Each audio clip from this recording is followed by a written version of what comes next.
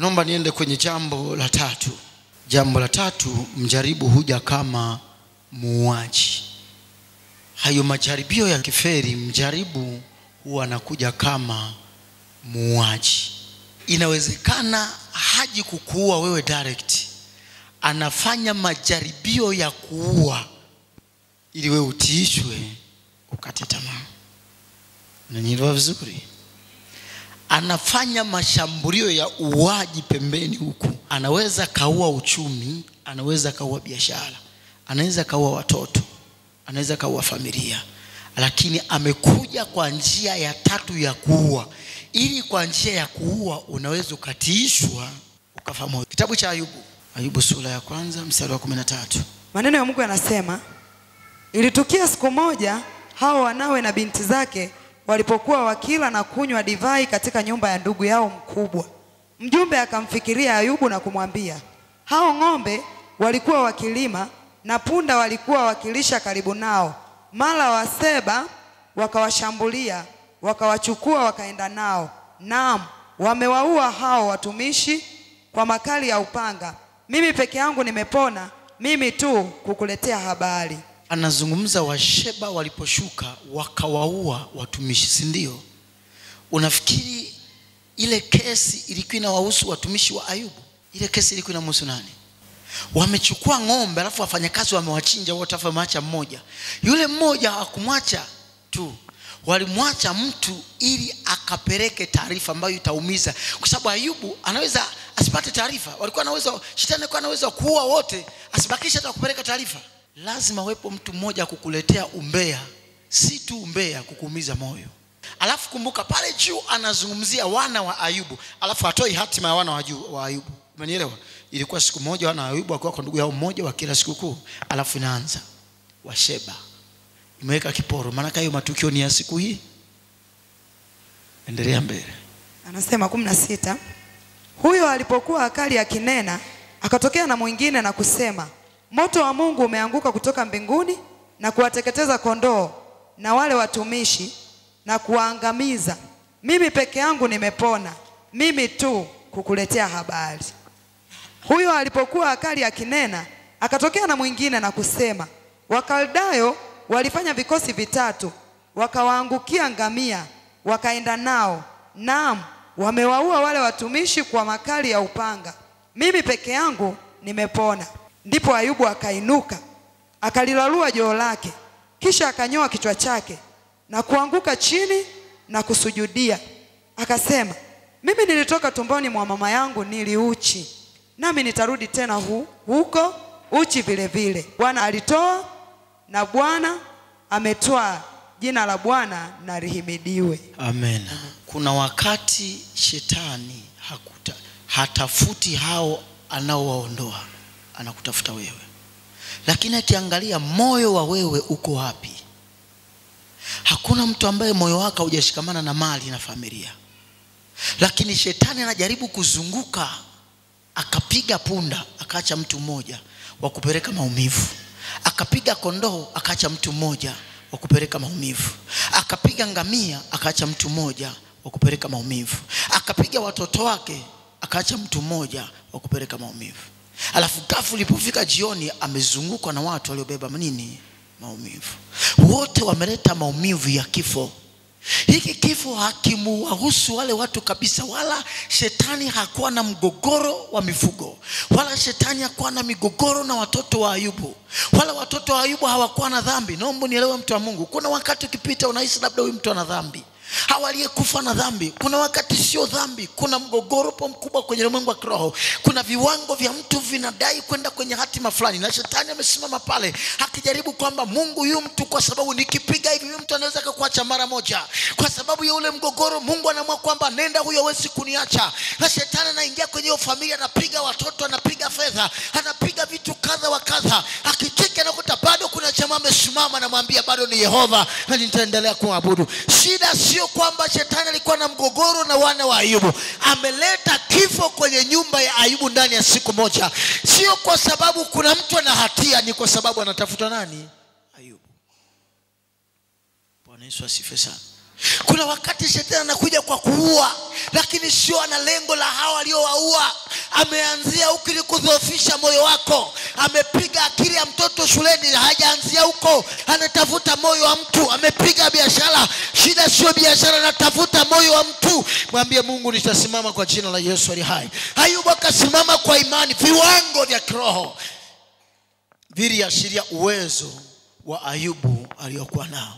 Iambie moyoni mwako, shetani najua katika hili ulikuwa unatafuta nimwache Mungu, katika hili ulikuwa unatafuta nimwache Mungu. Hata katika haya yote uliyofanya majaribio, hauwezi kunipata kwa jina la Yesu aliye hai. Simama kwa neno la Bwana aliye hai. Kwa sababu hayo yote yalikuwa ni majaribio ya kuona unarudi nyuma. Hayo yote zilikuwa zivita kuona na kudhoofisha nyuma. Amepiga hapa, amepiga hapa. Ayubu anafika jioni yuko hoi, lakini anasema hata katika kuchoka bado nitamwazimisha Bwana. Mungu na uwezo wake. Hata katika mapito haya, nataka nikwambie shetani hatashinda hii vita. Bado Mungu hii vita atashinda. Hii vita ni vita ya Mungu na shetani. Uwe na uhakika Mungu vita hii atashinda. Na utukufu wa mahali hapa, na utukufu wa nyumba yako kwako, na utukufu wa ndoa yako, na utukufu wa malango yako, na utukufu wa hatima yako utakuwa ni mkubwa kuliko ule wa kwanza. Kwa nini? Umesimama kwa neno la Bwana. Hata katika maumivu bado ulimlingana Bwana kama Yabesi. Ukamlilia Bwana kwamba Mungu nisaidie. Nasema utukufu unakuja. Nasema kuna nuru inakujia. Nasema kuna nguvu zinakujia. Nasema kuna uwezo unakujia. Nasema kuna upako unakujia. Kuna viwango vikubwa kuliko vile vya kwanza. Kwa nini Bwana anatupeleka viwango, hata viwango? Kwa nini? Kwa sababu tumeshinda mahali ambapo adui alitarajia tutashindwa. Kufika jioni jamaa hana chochote, maskini chwangalala, hana chochote, na watoto wamekufa. Bwana Yesu asifiwe. Bado adui anapambana naye hatima. Bwana Yesu asifiwe. Anajua huyu mtu ni mtu mkuu kwenye ufalme wa Mungu. Ukuu wako ndio unaokuletea vita. Ukuu wako uliopewa na Mungu ndio unaokuletea nini? Vita. Vita inakuja kwa sababu ya ukuu ulioko ndani yako.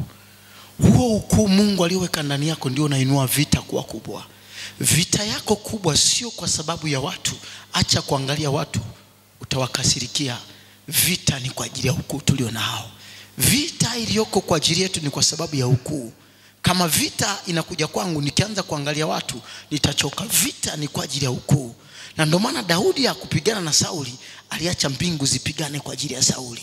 Anajua vita hii ni kwa ajili ya ukuu ambao Mungu amefanya nini? Amenipa. Acha mbingu zipigane kwa ajili yako, kwa sababu Mungu yuko pamoja na wewe.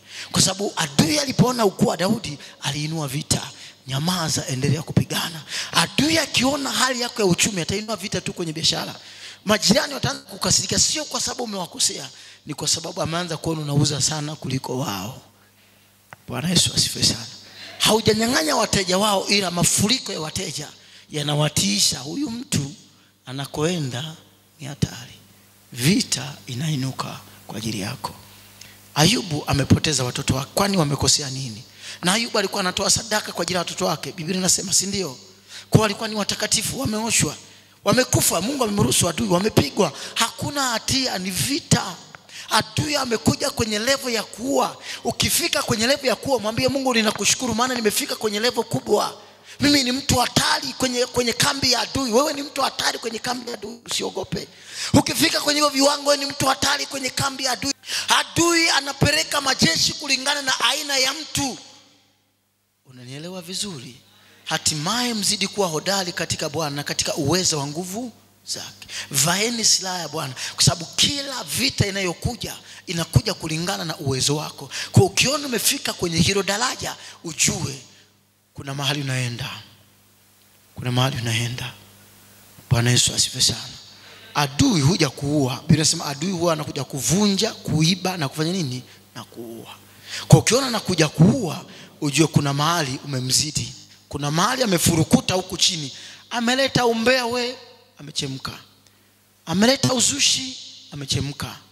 Ameleta figisu na masengenyo, amechemka. Bora tumue, nasema hatutakufa. Na Mungu amekupigania, na Mungu ametushindia, na Mungu amekushindia. Uamini kwamba uko ushindi wa Mungu kwa ajili yako. Bwana Yesu asifiwe sana. Bwana Yesu asifiwe sana. Nenda ukijua ya kwamba tumeshinda. Nenda ukijua ya kwamba sisi ni washindi. Nisikilize mtu wa Mungu, kushinda sio lazima uwe umepona. Hata kama bado na maumivu, mwambie Mungu, najua nimeshinda hii vita. Hiyo ndio ishara ya ushindi. Yesu anasema, Baba ninakushukuru kwa sababu Lazaro amefufuka. Anamshukuru Mungu kwa kumfufua Lazaro, ingawa Lazaro bado yuko wapi? Kabrini. Husikii Yesu akifanya maombi ya kumshukuru Mungu baada ya Lazaro kufufuka, kwa sababu alimshukuru Mungu kabla Lazaro hajafufuka. Bwana Yesu asifiwe sana. Baada ya lile tukio la hatari, watu walitarajia, yani kikawaida, nini kilipaswa kutokea baada ya Ayubu kupewa taarifa? Ni kuitisha matanga. Nimefiwa jamani, wana wangu wote wamekufa na mifugo. Usikizo habari, unasikia habari, Mungu ninakushukuru, Bwana ulitoa na Bwana umetwaa, jina la Bwana na lihimidiwe. Anaingia kwenye player ya kumshukuru Mungu baada ya matukio mazito. Baada ya matukio mazito, yameisha hayajaisha, Mungu tunakushukuru kwa sababu vita hii tumeshinda. Nataka tukaombe sasa. Ombi la kwanza, kumbuka kumshukuru Mungu aliyetupigania hata kufika leo, na kwamba Mungu ameshinda hii vita. Kumbuka kumshukuru Mungu kwamba Mungu pamoja na changamoto ulikuwa pamoja na mimi.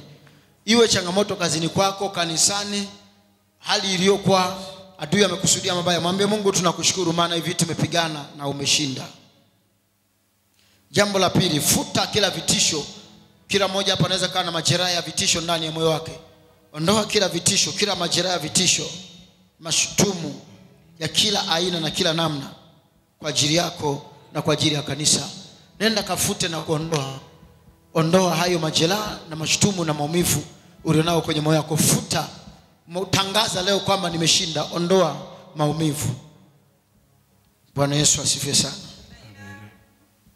Zuia hila za mwovu kwa ajili yako na kwa ajili ya kanisa. Bwana Yesu asifiwe sana. Tena tukamwabudu Mungu. Kumbuka kumshukuru Mungu kwamba Mungu tunakushukuru kwa viwango tulivyoshinda. Ziaye maji wakati wa ukame, uachi ninyauke na upenda uninyunyiziaye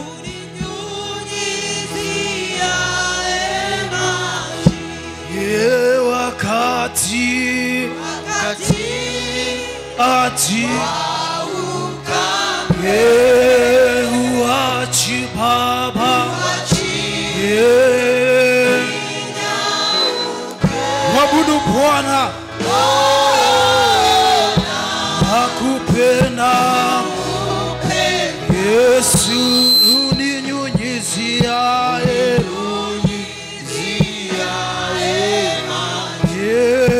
wakati Baba, wakati uachi yawe inyauke.